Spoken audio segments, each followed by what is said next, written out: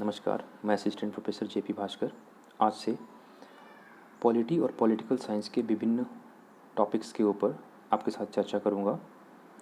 इस क्रम में आज जो मैं टॉपिक उठाया हूं वो है कौटिल्य। भारतीय राजनीति में कौटिल्य का क्या योगदान है, इंडियन पॉलिटिकल थिंकर्स में उनका क्या योगदान है। डॉक्टर ऑल्टिकर के अनुसार जिस तरह से व्याकरण शास्त्र की दुनिया में पाणिनि के अष्टाध्यायी के बिना व्याकरण शास्त्र का दुनिया पूरा नहीं होता, उसी तरह से राजनीति शास्त्र की दुनिया में कौटिल्य के अर्थशास्त्र के बिना इसका वांग्मय पूरा नहीं होता, राजनीति शास्त्र का दुनिया पूरा नहीं होता। इट मीन्स कि कौटिल्य के अर्थशास्त्र का बहुत योगदान है भारतीय राजनीति में। तो हम लोग कौटिल्य का अध्ययन करेंगे और कौटिल्य के द्वारा लिखे गए ग्रंथ अर्थशास्त्र का अध्ययन करेंगे। अर्थशास्त्र में किन किन मुद्दों पर बात हुई है उसका अध्ययन करेंगे। राज्य और राजा के बारे में अध्ययन करेंगे। सबसे पहले हम लोग कौटिल्य के बारे में थोड़ा बहुत डिस्कस कर लेते हैं। कौटिल्य का जन्म कहाँ हुआ था, इसको लेकर के बहुत मतभेद है। कुछ विद्वान बोलते हैं उनका जन्म तक्षशिला में हुआ था, कुछ बोलते हैं नेपाल की तराई में हुआ था, कुछ बोलते हैं उनका जन्म साउथ में हुआ था, श्रवणबेलगोला वगैरह वगैरह। बहुत सारी थ्योरीज़ हैं, कोई कंफर्म थ्योरीज़ नहीं है, ठीक है। पर उनकी पढ़ाई नालंदा विश्वविद्यालय में हुई थी, ये तो सब मानते हैं। मगध में रहते थे, ये भी सत्य है। तो मगध की स्थिति उस समय पूरे भारतीय उपमहाद्वीप में सबसे सुदृढ़ थी, सबसे शक्तिशाली राज्य था मगध। पूरे भारतीय उपमहाद्वीप में मगध के ऊपर शासन किसका था? नंदों का शासन था। लेकिन नंदों का शासन, ऐसा माना जाता है, सारे विद्वान इस पर एक मत हैं कि उनका शासन भ्रष्टाचार से युक्त था। जनता बुरी तरह से गरीबी में ग्रसित थी। हालांकि राज्य बहुत धनी था, राज्य बहुत शक्तिशाली था, लेकिन राज्य के द्वारा जनता के ऊपर इतने सारे टैक्सेस का बोझ लाद दिया गया था कि जनता टैक्स भरने में ही परेशान थी। कुशासन का बोलबाला था। ये सब बातें चाणक्य को बहुत दुखी करती थी। एक घटना है कि वह चाणक्य उनके दरबार में गए थे, महापद्मनंद के दरबार में, और महापद्मनंद ने उन्हें अपमानित करके दरबार से बाहर निकाल दिया। और इसकी वजह से वो गुस्से में आकर के नंदों का नाश करने का ओथ लेते हैं वगैरह वगैरह। पर इतना सामान्य नहीं है कि एक निजी अपमान की वजह से वो इतना बड़ा कदम उठाएंगे। इसके पीछे का मूल वजह था कि वो पूरे भारत को एकजुट करना चाहते थे और चाहते थे कि नंद इसमें उनका साथ दें। लेकिन नंद के जो भी राजा थे वो उनका साथ नहीं देते थे। उस समय पश्चिमोत्तर भारत में स्थिति बहुत ख़राब थी। सारे छोटे छोटे राज्य आपस में लड़ते रहते थे। सिकंदर का आक्रमण उस समय हुआ, उसमें देखा गया कोई राज्यों ने सिकंदर को ऐसे ही साथ दिया, अपने भारत में आक्रमण करने के लिए साथ दिया, अर्थात एकजुटता नहीं थी। तो चाणक्य का मानना था कि पूरे भारतवर्ष में एकजुटता होनी चाहिए। पूरा भारतीय उपमहाद्वीप एक राज्य के अंदर तहत आना चाहिए, एक झंडे के नीचे आना चाहिए और सुशासन स्थापित होना चाहिए, जो कि मगध में नहीं था। तो इस परिस्थिति को बदलने के लिए वो लगे रहे। इस क्रम में उन्हें चंद्रगुप्त मौर्य मिल गए, चंद्रगुप्त मौर्य को चाणक्य मिल गए, चाणक्य को चंद्रगुप्त मौर्य मिल गए। दोनों ने अथक परिश्रम के द्वारा नंदों का विनाश कर दिया, या नंदों की सत्ता को मगध के शासन व्यवस्था से हटा दिया और मौर्य साम्राज्य की स्थापना करी।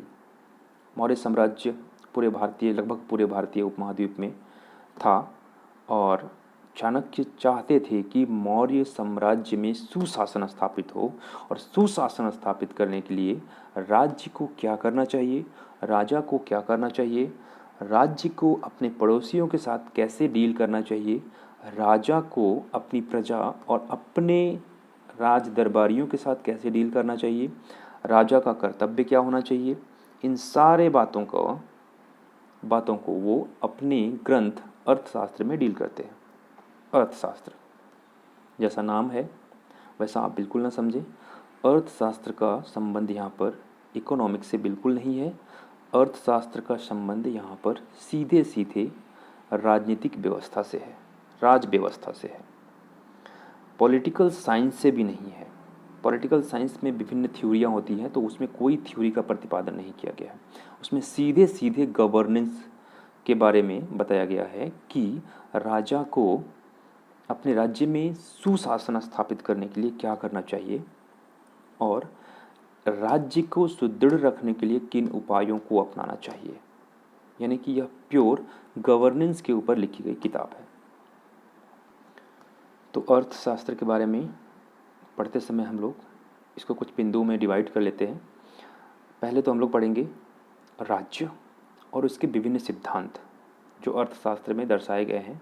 सीधे सीधे तो सिद्धांत नहीं है, लेकिन पूरे बातों को, पूरे अर्थशास्त्र में कई भागों को जोड़ करके हम कई सिद्धांत का प्रतिपादन करते हैं। कुछ सिद्धांत तो सीधे सीधे भी हैं, जैसे राज्य के बारे में, ओरिजिन ऑफ स्टेट के बारे में सीधे सीधे नहीं है, फिर भी ओरिजिन ऑफ स्टेट के बारे में हम लोग पढ़ेंगे, और सुपरमेसी ऑफ स्टेट भी हम लोग देखेंगे। राज्य का महत्व क्या है, राज्य की उत्पत्ति कैसे हुई, इसके बाद राज्य को अपने पड़ोसियों के साथ कैसे डील करना चाहिए, कैसा व्यवहार करना चाहिए पड़ोसी राज्यों के साथ, इसके लिए सब मंडल थ्योरी है। उसके बाद एक षाड्गुण्य नीति है, 6 फोल्ड थ्योरी, वो भी विदेश नीति से संबंधित है। ये तो हुई राज्य और राज्य के सिद्धांत। फिर राजा पर आएंगे, राजा के क्या कर्तव्य हैं वो देखेंगे। राजा को एडमिनिस्ट्रेशन का कैसे संचालन करना चाहिए, मंत्री परिषद का कैसे गठन करना चाहिए, मंत्री परिषद में जितने सदस्य होंगे उनकी योग्यता क्या होनी चाहिए। इसके बाद मंत्री परिषद को हम लोग पूरे डिटेल्स के साथ देखेंगे।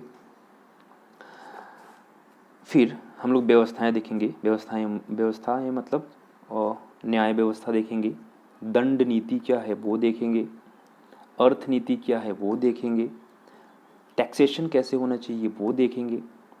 इस तरह से अर्थशास्त्र में विभिन्न मुद्दों को हम लोग डील करेंगे। इस क्रम में सबसे पहले हम लोग देखेंगे ओरिजिन ऑफ स्टेट के बारे में चाणक्य का क्या विचार है, कौटिल्य का विचार क्या है। तो ओरिजिन ऑफ स्टेट के बारे में संविदा सिद्धांत कहीं ना कहीं दिखता है अर्थशास्त्र में। संविदा सिद्धांत के ऊपर कौटिल्य फोकस करते हैं। वो मानते हैं कि जब कोई राज्य नहीं होगा या कोई राज्य नहीं था आदिम काल में, तो मनुष्य का जीवन बहुत कष्टपूर्ण था।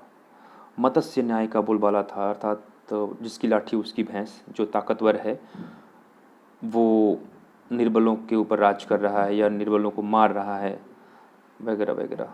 तो सारे मनुष्य मनु के पास गए, मनु को अपना राजा नियुक्त किया और यह वादा किया कि मैं अपने धन अन्न का 6वां हिस्सा, व्यापार से हुए लाभ का 10वां हिस्सा और स्वर्ण से कुछ हिस्सा राजा को दूंगा। बदले में राजा हमारी पूरी तरह से देखभाल करेगा, हमारी रक्षा करेगा और न्याय स्थापित करेगा। तो इस तरह हम देखते हैं कि कॉन्ट्रैक्ट थ्योरी यहाँ पर सीधे सीधे आ रही है, अर्थात संविदा या सामाजिक समझौते का सिद्धांत। तो बाद में हॉब्स लॉक ने भी इसको प्रतिपादित किया है डिटेल्स में, लेकिन ये उस समय भी हम लोग देखते हैं। कुछ जगहों पर हम लोग ये देखते हैं कि कौटिल्य ने दैवीय सिद्धांत को भी थोड़ा थोड़ा समर्थन दिया है, जैसे राजा को देवता तुल्य बताना, राजा में देवत्व को स्थापित करना आदि। पर ये जो दैवीय सिद्धांत के बारे में है, ये मूलतः नहीं है। ये इसलिए है कि प्रजा राजा की बातों की अवज्ञा ना करे, राजा के ऊपर विश्वास करे। इस कारण से इस दैवीय सिद्धांत को यहाँ पर रखा गया है। मूलतः इसमें संवेदा सिद्धांत पर ही जोर है। संवेदा सिद्धांत पर इसलिए जोर है कि दैवीय सिद्धांत में क्या है कि राजा जैसा भी हो देवता है, राजा का कुछ भी बात, राजा कभी गलत नहीं हो सकता। लेकिन यहाँ पर अर्थशास्त्र में कौटिल्य खुद कहते हैं कि अगर राजा भ्रष्ट हो, राजा अत्याचारी हो, राजा प्रजा की देखभाल नहीं कर पा रहा हो, ऐसी परिस्थिति में राजा को हटा देना चाहिए और नए राजा का नियुक्ति करना चाहिए। इसका मतलब दैवीय सिद्धांत का पुरजोर समर्थक नहीं है। वो दैवीय सिद्धांत सिर्फ उतना ही मानते हैं जहाँ तक प्रजा अनावश्यक रूप से राजा के ऊपर अविश्वास ना करे, राजा को पूर्णतः अपना समर्थन दे। लेकिन जब राजा सुशासन स्थापित करे तब, जब राजा न्यायप्रिय हो तब। तो इस तरह से हम देखते हैं कि राज्य को ज़्यादा महत्व देते हैं कौटिल्य, राजा की भी अपेक्षा। और ऑरिजिन ऑफ स्टेट के बाद दूसरा थ्योरी आता है सुपरमेसी ऑफ स्टेट, क्योंकि यहाँ पर समझौते का सिद्धांत है। समझौते के सिद्धांत में राज्य समझौते के द्वारा बना है, राजा और मनुष्य के बीच में, प्रजा के बीच में। तो इसका अर्थ यह है कि राजा सुप्रीम नहीं है, पर यहाँ पर प्रजा भी सुप्रीम नहीं है, सुप्रीम है राज्य। तो राज्य की सुपरमेसी को स्थापित किया गया है कौटिल्य के द्वारा। राज्य को केंद्र में रखा गया है, राज्य अपने आप में साध्य है। अब यहाँ पर मनु जो धर्म को केंद्र में रखते हैं, राज्य को नहीं। मनु अपने जो कि उनका लिटरेचर है उसमें वह धर्म को केंद्र में रखते हैं, न कि राज्य को। धर्म और नैतिकता के प्रति जो उनका दृष्टिकोण है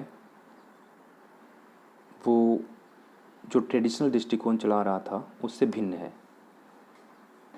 कैसे भिन्न है? धर्म और नैतिकता में अगर थोड़ा बहुत समझौता करना पड़ जाए, किसके लिए? राज्य की संरक्षा के लिए, राज्य की सुरक्षा के लिए, या राज्य को सुदृढ़ करने के लिए, तो कौटिल्य के अनुसार ये किया जा सकता है। लेकिन इसको खुलेआम नहीं किया जा सकता है। प्रजा में नैतिकता और धर्म का आचरण बना रहना चाहिए। राजा चाहे तो धर्म और नैतिकता से समझौता कर सकता है राज्य के सुदृढ़ीकरण के लिए, benefit of state, for benefit of state, ऐसा कर सकता है वो। लेकिन आम जनता हमेशा धर्म और नैतिकता से संचालित होगी। इसके पीछे भी तर्क है। अगर धर्म और नैतिकता को पूरी तरह से हटा देंगे तो प्रजा में अराजकता फैल जाएगा, या प्रजा का सोच अलग तरीके का, राज्य को उतना वो वैल्यू नहीं देंगे वगैरह वगैरह। तो प्रजा में राज्य के प्रति जो दृष्टिकोण है वो दृष्टिकोण बना रहना चाहिए। कैसा दृष्टिकोण? कि राज्य इम्पोर्टेंट है, राज्य है तो प्रजा है। तो इस तरह से राज्य की सुपरमेसी ऑफ स्टेट यहाँ पर कौटिल्य स्थापित करते हैं। और राज्य को बनाए रखने के लिए जिस भी सिद्धांत को अपनाना पड़े वो अपनाना है। साम दाम दंड भेद जो भी नीति अपनाना है वो अपनाना है, पर राज्य सुदृढ़ होना चाहिए। राज्य के सुदृढ़ होने का मतलब यहाँ पर ये नहीं है कि राज्य स्वेच्छाचारी हो। राज्य में सुशासन आवश्यक है, राज्य में न्याय आवश्यक है। सुदृढ़ होने का मतलब ये भी है। तो यहाँ पर आज हम लोग दो चीज़ देखें, ओरिजिन ऑफ स्टेट जिसमें संवेदा सिद्धांत हम देखते हैं कि सोशल कॉन्ट्रैक्ट थ्योरी, और दूसरा सुपरमेसी स्टेट, जिसमें हम लोग राज्य की सर्वोच्चता का सिद्धांत को देखते हैं। नेक्स्ट हम लोग दूसरे टॉपिक को डील करेंगे। अभी इतना ही, थैंक यू।